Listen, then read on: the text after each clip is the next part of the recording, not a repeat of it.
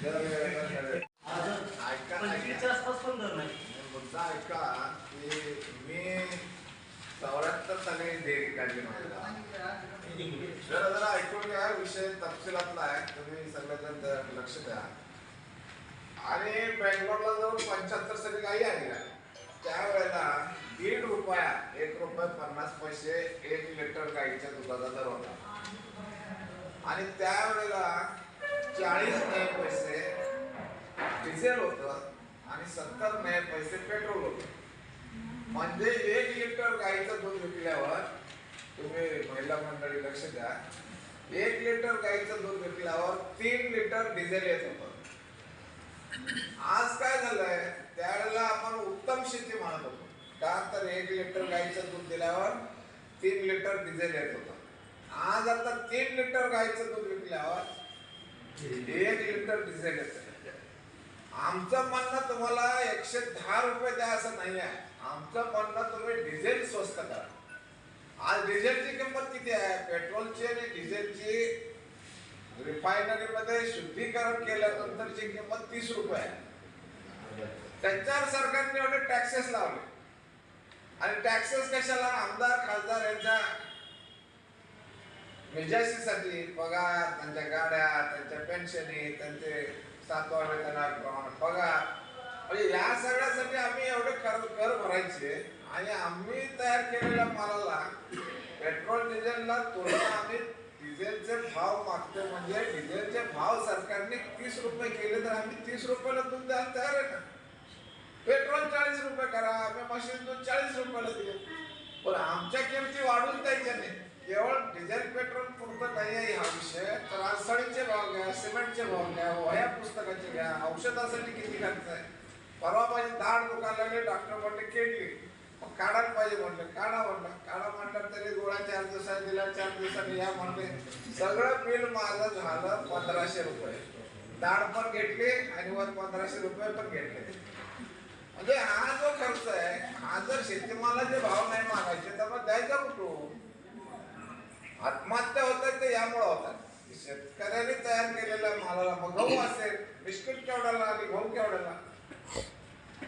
Britannia, glucose, Parle यांची biscuit जगभर जातात. पण युक्रेनच्या रशियाच्या युद्धामुळे गव्हाचे दर जगात वाढले. आमचा गहू जात होता चांगला 30-35 रुपयापर्यंत, तरी जाऊ दिला नाही, निर्यात बंदी घातली. आज तांदळाचा इतका स्टॉक देशामध्ये पडलेला आहे.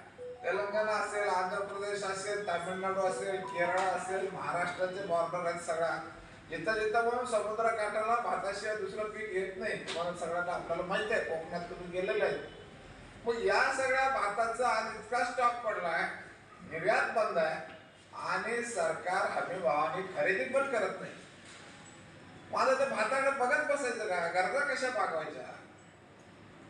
मुद्दा हा आहे की तुम्ही जर भात उत्पादक शेतकऱ्याला निर्यात बंदी काढत नाही आणि स्वतःच मग निर्यात बंदी केल्यानंतर आधारभूत किमतीने खरेदी करणं सरकारचं काम आहे का नाही?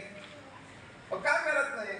म्हणजे तुम्ही घरात जीव देणार नाही, म्हणजे आई घरात जीव देणार नाही, बाहेर बाप भीक मागू देणार नाही, अशी शेतकऱ्यांची अवस्था केली. म्हणून आत्महत्या वाढतात, लक्षात घ्या. तेव्हा हा जो आपले पियुष गोयल आहेत, आता व्यापार मंत्री, त्यांना सांगितलं, पत्र लिहिले आम्ही, आज 15 दिवस होऊन गेले, साधं उत्तर देत नाही. भाताची बाबा निर्यात बंदी उठवा, का नाही उठवा?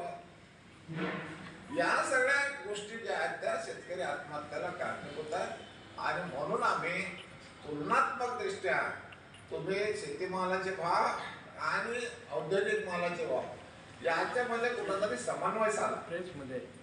आद्य शेतकरी मी आता सांगितलं तुम्हाला 75 ते 80च्या दरम्यान आम्ही आत्महत्या करत नव्हतो. बीएससी झाल्यानंतर मी शेती करायला उतरलो, का तर उत्तम शेती होती. आज पण येते. त्या काळात माझं लग्न बी झालं, मला पोरी बी मिळाली. आज मिळते का शेतकऱ्याच्या पोराला लग्न होते का? गावोगाव तुम्ही पत्रावर बघताय. शेती जो करतोय त्याला मुलगी भेटते का? आज 35-40 वर्ष मुलांची वय झाली. प्रत्येक गावात काही 100-125 पोरं आहेत का नाही सांगा तुम्ही?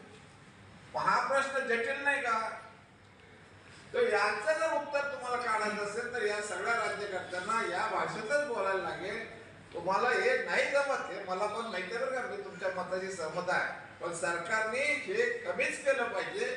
हे वेगळ्या भाषेत जर आम्ही सांगायला गेलो, नाही डिझेलचे भाव कमी करा. अनेक लोकांनी बैलगाडीत मोटरसायकल घातल्या, मोर्चे काढले, हे झालं का परिणाम? अनेक लोकांनी काढले नाही, विशेषतः काँग्रेसवाल्यांनी. मोदी साहेबांनी डिझेल पेट्रोलचे दर वाढवलं, गाड्या ढकलत नाहीच्या, कोणी मोटरसायकल छकड्यात घालायचे, कोणी बैलगाडीला मागं जोडायची. टाइम्स ऑफ इंडियामध्ये एक मोठं रंगचित्र आलं होतं, बुलडोझरला बैलजोडी जोडलेली होती, का तर डिझेल महाग झालं म्हणून. पण याने काही डिझेल थांबलं नाही. मला खात्री आहे की ज्या दिवशी तुम्ही सगळे शेतकरी अशा पद्धतीनं बोलायला लागाल, त्या दिवशी यांना झक मारत डिझेल 50 रुपयावर आणायला लागेल, पेट्रोल 60 रुपयावर आणायला लागेल.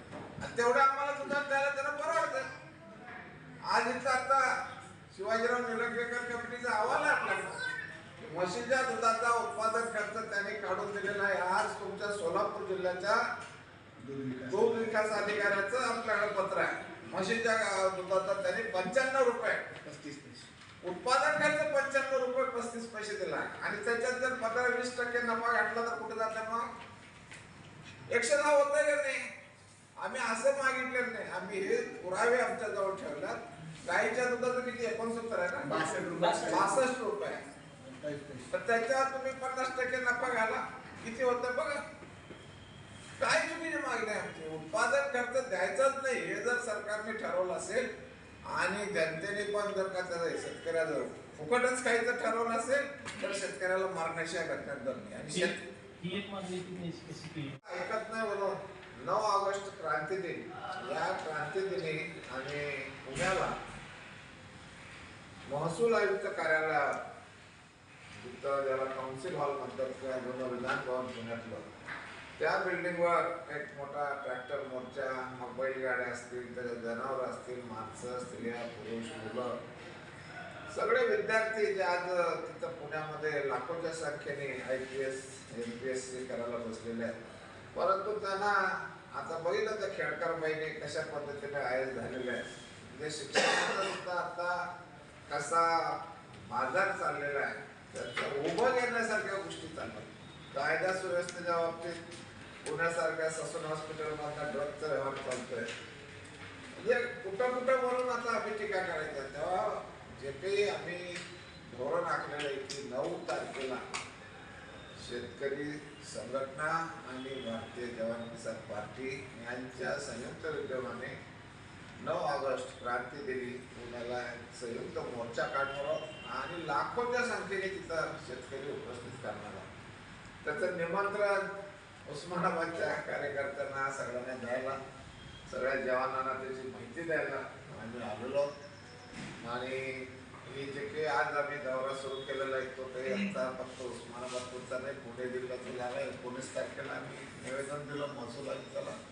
निवेदन द्यायलाच आमच्या बरोबर 50 ट्रॅक्टर होते, 200च्या वर मोटरसायकली होत्या, 50-60 चारचाकी होत्या, 200-400 लोक सैनिक आणि शेतकरी मिळून होते. पोलिसांचा धाकधूक एवढी वाढली की ट्रॅक्टर गावात जाऊ देणार नाही म्हणून त्यांनी अडवण्याचा प्रयत्न केला.